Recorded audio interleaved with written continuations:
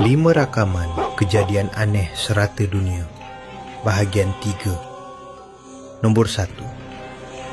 Di sebuah rumah di Georgia, seorang pemuda yang sedang membuat panggilan video bersama kekasihnya di dalam bilik tiba-tiba terkejut apabila terlihat kelibat seseorang di belakangnya. Lebih aneh, kelibat tersebut dilihat menjenguk kepala dari sebalik ruang sempit di belakang rak kabinet yang rapat pada dinding biliknya. Lelaki itu segera memeriksa kawasan tersebut, namun berasa bingung kerana tidak menemui apa-apa dan tertanya-tanya apa sebenarnya yang telah dilihatnya sebentar tadi.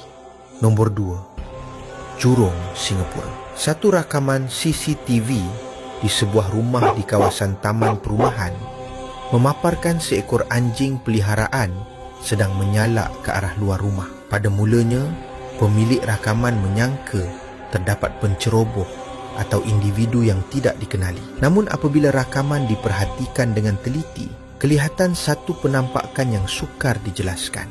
Bayangan sepasang kaki tanpa badan dilihat sedang berlari laju melintasi kawasan rumah tersebut. Nombor 3.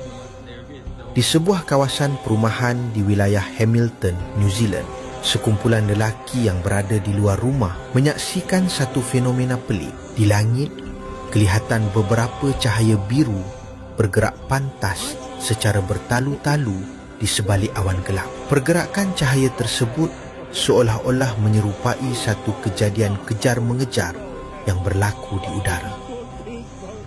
Keempat.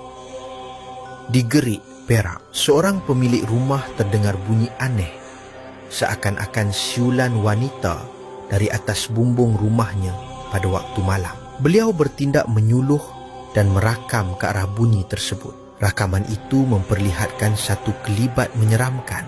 Seorang wanita berbaju kurung lusuh sedang duduk di hujung hadapan bumbung dengan kaki terjuntai sambil menyisir rambut dalam suasana gelap.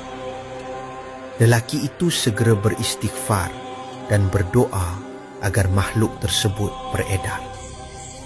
Dan yang terakhir, di sebuah perkampungan di Natrang, Kemboja, seorang penduduk kampung yang baru pulang ke rumah terkejut apabila merasakan dirinya sedang diperhatikan dari atas pokok. Apabila beliau merakam ke arah tersebut, jelas kelihatan kelibat kepala berambut panjang yang seakan terapung di puncak pokok. Penampakan itu dipercayai sebagai makhluk kerasui, sejenis entiti yang hampir sama dengan penanggal di Malaysia atau kuyang di Indonesia.